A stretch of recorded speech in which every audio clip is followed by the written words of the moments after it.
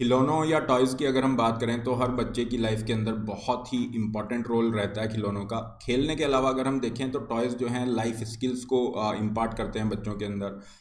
Value system को develop करने में वहाँ पे हेल्प करते हैं। काफ़ी सारे लर्निंग मेथड के अंदर भी खिलौनों का यूज़ किया जाता है, पीडागोजिकल मेथड के अंदर इनका यूज़ किया जाता है। तो कुल मिला के बच्चे का फिजिकल हो, इमोशनल, मेंटल, सोशल एस्पेक्ट हर उसके अंदर टॉयज़ का इंपॉर्टेंट रोल होता है। हमने नोटिस किया या आपने भी नोटिस किया होगा कि जब भी मार्केट में आप जाते हैं तो हमेशा आपको जो भी टॉय ले रहे हैं, अगर छोटे से छोटा खिलौना भी कोई ले रहे हैं तो वहाँ पे मेड इन चाइना लिखा मिलता था, है ना। चाइनीज़ टॉयज़ जो है फ्लड कर रखा था मार्केट को। अभी चीज़ें चेंज हो रही हैं और यहाँ पे मेक इन इंडिया का जो रोल है ये बहुत ज़्यादा हाईलाइट हुआ है। सरकार की तरफ से ये आंकड़े आए हैं और अगर हम मिनिस्ट्री ऑफ कॉमर्स और इंडस्ट्री का ये प्रेस ब्रीफ देखते हैं तो यहाँ पे सरकार ये कह रही है कि जो टॉयज़ हैं इनका इंपोर्ट 70% से डाउन हुआ है। जो हम आयात कर रहे थे टॉयज़ का, ये 70% से कम हुआ है with in span of 3 years, मतलब 3 साल के अंदर अंदर बहुत कम टाइम में हमने ये इंपोर्ट को कम किया और इसके अलावा एक्सपोर्ट को हमने सिग्निफिकेंटली इंक्रीज़ किया। तो ये बहुत अच्छा अचीवमेंट है। इंडिया के मेक इन इंडिया इनिशिएटिव की हेल्प से ये हमने अचीव किया है, इसलिए कहा जा रहा है कि इंडिया का मेक इन इंडिया इनिशिएटिव के लिए एक और यहाँ पे सक्सेस मिली है। देखेंगे किस तरीके से ये सक्सेस स्टोरी रही और इंडिया की जो टॉय स्टोरी है पूरी, जो इसको रीब्रांड किया जा रहा है, इसकी रीब्रांडिंग को भी यहाँ पे समझने का प्रयास करेंगे। आगे बढ़ते हैं। आगे बढ़ने से पहले this is a brief introduction about me. My name is Rahul Bhardwaj. ये मेरा टेलीग्राम चैनल है जिसपे आपको सेशन का पीडीएफ प्राप्त हो जाएगा। इसके अलावा प्लस प्लेटफॉर्म पे फ्री क्लासेस के लिए इस लिंक पे आप मुझे फॉलो करें। और यहाँ पे अभी आपकी क्रैक प्रीलिम्स एमसीक्यू सीरीज चल रही है जो 9:15 बजे रहती है, तो वो आप देख सकते हैं। पाथफाइंडर को इसी तरह के अपडेट्स के लिए सब्सक्राइब करना ना भूलें। अनअकैडमी के साथ आप जुड़ सकते हैं for your complete preparation UPSC की कंप्लीट तैयारी के लिए। और यहाँ पे अगर आप सब्सक्रिप्शन ले रहे हैं तो अभी आपको 1 साल के सब्सक्रिप्शन पे 3 महीने का फ्री एक्सटेंशन और इसी तरह से 1.5 साल की आप फीस देंगे तो 2 साल तक आप यहाँ पे पढ़ाई कर सकते हैं। जो भी बच्चे 2 साल या उससे ऊपर का सब्सक्रिप्शन ले रहे हैं and if you are not satisfied with your result you will get 1 year extension free of cost. Use the code RB live to get the maximum advantage. इसके अलावा मेंस और ऑप्शनल की टेस्ट सीरीज के साथ भी आप जा सकते हैं। देखिए, जहाँ तक हम इंपोर्ट की बात करें, इंडिया जो आयात कर रहा था इसके अंदर हमारा जो इंपोर्ट है ये लगभग 2018-19 में हमारा इंपोर्ट था $371 मिलियन का। ये इंपोर्ट कम होके 110 मिलियन पे आ गया है। और ये जो ऊपर लिखा हुआ है एचएस कोड वगैरह, ये क्या होता है, इंटरनेशनल जो ट्रेड है उसको प्रमोट करने के लिए पर्टिकुलर जो गुड्स होते हैं, है ना, उनकी कैटेगरी ये करते हैं। जैसे 95 के अंदर ये खिलौने वगैरह होंगे, 94 में फर्नीचर हो गया। तो इसी तरह से फिर 9503 है, इसमें पर्टिकुलर एक विशेष तरीके के टॉयज़ हो जाएंगे। जैसे यहाँ पे हम देख रहे हैं कि ट्राईसाइकिल हो गए, स्कूटर, पैडल कार्स वगैरह, है ना, जिसके अंदर छोटे लेवल पे ये पहिए वाली जो खिलौने होते हैं, ये सब 9503 में गेम्स वगैरह हो गए इंक्लूडिंग वीडियो गेम एट्सेट्रा। और 9505 में आप फेस्टिवल रिलेटेड चीज़ें जैसे क्रिसमस की कुछ खिलौने हो गए, इस तरीके से। तो ये अलग अलग एक कोडिंग बना रखी है ताकि इंटरनेशनल ट्रेड को फैसिलिटेट किया जा सके, बड़ा आसान बनाया जा सके।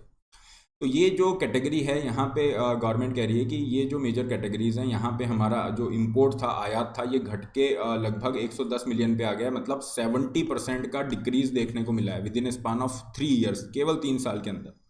और यहाँ पे सबसे ज़्यादा 9503, ये जो साइकिल वाले, ये जो पहिए वाले टॉयज़ हैं, इनका इंपोर्ट बहुत तेज़ी से घटा है। एक्सपोर्ट की अगर हम चर्चा करें तो इंडिया का एक्सपोर्ट काफ़ी तेज़ी से जंप हुआ है, 60% का इंक्रीज़ है और ये बहुत अच्छी बात है यहाँ पे। और अगेन आप देखेंगे तो ये 200 मिलियन से बढ़ के लगभग $325 मिलियन तक हमारा एक्सपोर्ट पहुँच गया है। पूरा जो इशू है इसके अंदर ये कहा जा रहा है कि ये जो सक्सेस है, जहाँ पे हमने क्या किया, इंपोर्ट को कम किया, एक्सपोर्ट को इंक्रीज़ किया। और हमें हमेशा हमारा ऑब्जेक्टिव रहा है कि इंपोर्ट को सब्स्टिट्यूट किया जाए, एक्सपोर्ट को प्रमोट किया जाए। तो इसके अंदर मेक इन इंडिया का रोल बहुत ज़्यादा है। और मेक इन इंडिया का जो इनिशिएटिव है 2014 में भारत ने लॉन्च किया था। इसमें यही था कि इंडिया को मैन्युफैक्चरिंग हब बनाया जाएगा और हम जिन भी प्रोडक्ट्स का आयात करते हैं, आपने देखा होगा प्राइम मिनिस्टर ने कहा था क्या इंडिया इतना भी सक्षम नहीं है कि हम खिलौने बना सकें, टॉयज़ भी बना सकें, इनको भी हमें आयात करने की ज़रूरत पड़ रही है। तो उसी पर्सपेक्टिव से हम देखेंगे मैन्युफैक्चरिंग आइटम्स इंक्लूडिंग टॉयज़, हर चीज़ पे इसका फोकस रहा। और मेक इन इंडिया अभी 2 की शुरुआत हो गई जिसमें 27 सेक्टर्स पे फोकस किया जा रहा है। तो मेक इन इंडिया इनिशिएटिव के अंतर्गत ही भारत ने यहाँ पे क्या किया कि एक तो यहाँ पे कंप्लायंस इंश्योर कर दिया कि जो भी खिलौने इंडिया के अंदर आ रहे हैं वो सर्टिफाइड होंगे, बीआईएस का सर्टिफिकेशन होगा, ब्यूरो ऑफ इंडियन स्टैंडर्ड। ये नेशनल स्टैंडर्ड सेटिंग बॉडी है, ये एक तरह की स्टेट्यूटरी बॉडी है, मतलब पार्लियामेंट के एक्ट 1986 का जो बीआईएस एक्ट है उसके अंतर्गत बनाई गई है। आपने देखा होगा आईएसआई मार्क वगैरह ये आते हैं, तो ये सब बीआईएस यहाँ पे देता है। तो यहाँ पे सरकार ने कहा BIS का सर्टिफिकेशन जरूरी है। जो खिलौने इंडिया इंपोर्ट कर रहा है, अगर वो BIS के स्टैंडर्ड के ऊपर खरे नहीं उतरते हैं तो वो वापस जहाँ से आ रहे हैं वहीं भेज दिए जाएंगे या फिर उनको डिस्ट्रॉय किया जाएगा इंपोर्टर की कॉस्ट के ऊपर। फिर सरकार ने क्या किया, जो कस्टम ड्यूटी है इसको बढ़ा दिया, 20% से 60% कर दिया। क्यों कर दिया? ताकि जो डोमेस्टिक इंडस्ट्री है, हमारी जो स्वदेशी इंडस्ट्री, डोमेस्टिक इंडस्ट्री है, इसको सपोर्ट किया जा सके। क्योंकि चाइना क्या करता है, बहुत ही चीप जो टॉयज़ हैं बहुत ही सस्ते दामों पे इस तरह से मार्केट के अंदर फ्लड करता है, या आप कह लीजिए एक तरह की dumping maybe in some cases. Domestic industry हमारी इतनी अभी कॉम्पिटिटिव नहीं है, तो इन्होंने क्या किया, कस्टम ड्यूटी को बढ़ाया और डोमेस्टिक इंडस्ट्री को सपोर्ट दिया।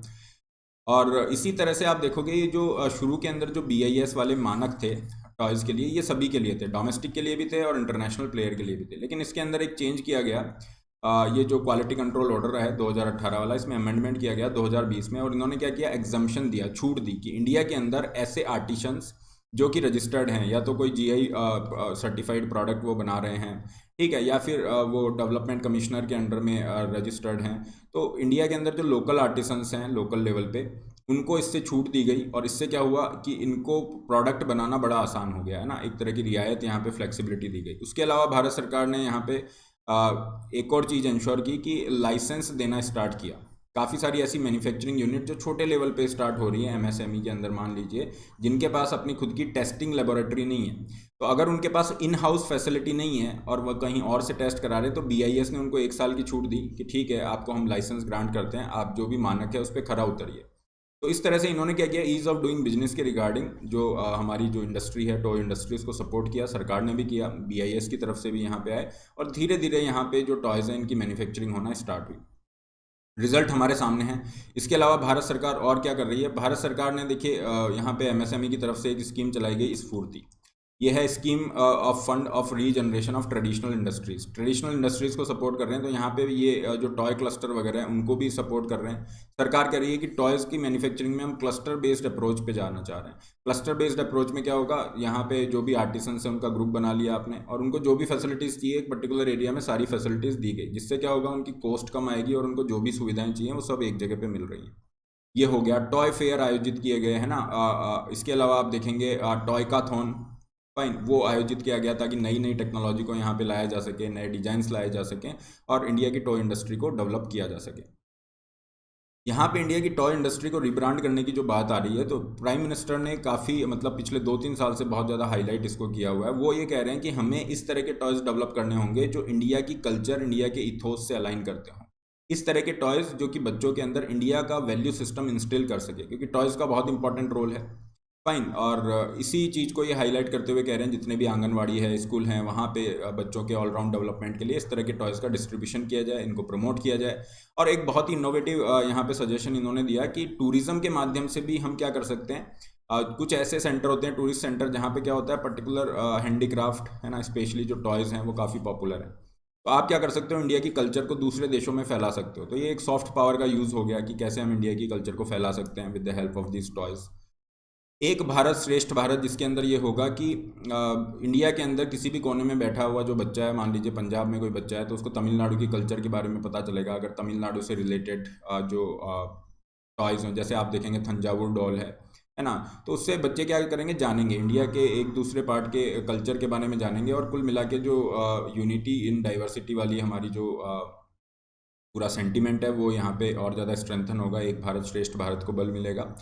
वोकल फॉर लोकल को भी प्रमोट करने की बात कर रहे हैं कि हमारा जो लोकल प्रोडक्ट्स हैं, इस तरह के जो खिलौने हैं जो पूरे वर्ल्ड में फेमस हो सकते हैं, उनके पीछे अपनी एक नई कहानी, स्टोरी है, पूरी थीम्स हैं, उनका वैल्यू सिस्टम वो है। तो इस तरह के क्यों ना इस तरह के हमारे जो प्रोडक्ट हैं उनके लिए यहाँ पे हम वोकल हों, मतलब उनको पॉपुलराइज करें विदेशों में या जहाँ पे भी मौका मिलता है, या हम खुद क्यों ना उन चीज़ों को प्रेफरेंस दें। इसके अलावा इनोवेशन की चर्चा की कि टॉय इंडस्ट्री में कैसे हम इनोवेशन को बढ़ावा दे सकते हैं और कैसे इनोवेटिव चीज़ों के माध्यम से इंडियन इथोस वैल्यूज़ को हाईलाइट करके ऑनलाइन गेम्स या दूसरे टॉयज़ को डेवलप किया जा सकता है।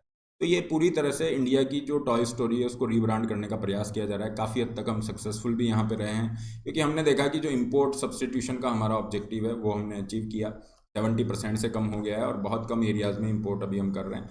एक्सपोर्ट को भी हमने प्रमोट किया है। बट ओवरऑल अगर मेक इन इंडिया की बात की जाए, क्या ये सक्सेसफुल रहा नहीं रहा, तो इस पर अलग अलग व्यू पॉइंट है। आप देखोगे टॉयज़ वाले केस में आपको लगेगा हाँ मेक इन इंडिया सक्सेसफुल है। या हम डिफेंस की बात करें, डिफेंस एक्सपोर्ट हैं, तो यहाँ पे डिफेंस में आप देखेंगे 2014 में हमारा डिफेंस का एक्सपोर्ट था 1500 करोड़ रुपए तक, है ना, और ये आपका बढ़ जाता है 2019-20 में जाके 10,500 तक बढ़ जाता है। ये सिग्निफिकेंट लगभग 7 गुना इंक्रीज़ है, तो यहाँ पे भी हमें देखने को मिल रहा है change.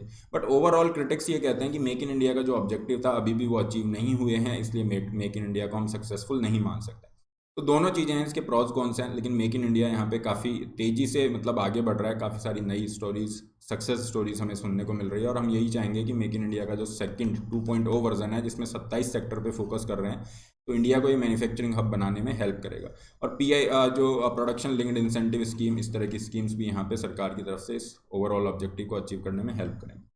This is all regarding this lecture. PDF आपको इस सेशन का यहाँ प्राप्त हो जाएगा। टेलीग्राम पे नाम डाल के आप सर्च कर सकते हैं। इसके अलावा अकेडमी से आप जुड़ सकते हैं कंप्लीट प्रिपरेशन के लिए। सब्सक्रिप्शन का लिंक आपका डिस्क्रिप्शन बॉक्स में है, जब आप उस पर क्लिक करेंगे you will find this plan. अपनी नीड के अकॉर्डिंग प्लान चूज कीजिए, then put this code RB Live to get the maximum available discount and personalize guidance. Similarly you can go with combo. Combo के अंदर क्या होगा, आपके GS तो include है ही, प्लस सारे ऑप्शनल इंक्लूड है। और ये आपकी आइकॉनिक की फीस है। आइकॉनिक में आपको लाइव मेंटरशिप के बेनिफिट मिल जाते हैं। 6 जुलाई से आपके बैचेस स्टार्ट हो रखे हैं प्लस के ऊपर, और अभी इकोनॉमी का भी आपका एक फ्रेश बैच स्टार्ट हुआ है मेरा, जो 4 बजे जिसकी क्लास रहती है, जिसमें प्री मेंस को हम कंप्लीट कर रहे हैं इंक्लूडिंग आंसर राइटिंग। केवल ऑप्शनल के लिए जा रहे हैं, केवल ऑप्शनल की ये फीस है, और 0% EMI ऑप्शन भी आपको मिलता है। हर संडे आपका कॉम्बैट होता है, फ्री स्कॉलरशिप टेस्ट। इसका लिंक भी आपको डिस्क्रिप्शन बॉक्स में मिलेगा, इसमें पार्टिसिपेट कर सकते हैं। काफ़ी सारी स्कॉलरशिप आप जीत सकते हैं। पाथफाइंडर का वीकली करंट अफेयर का भी आप बेनिफिट ले सकते हैं। That's all for today. Don't forget to like, share, subscribe. All the best, have a great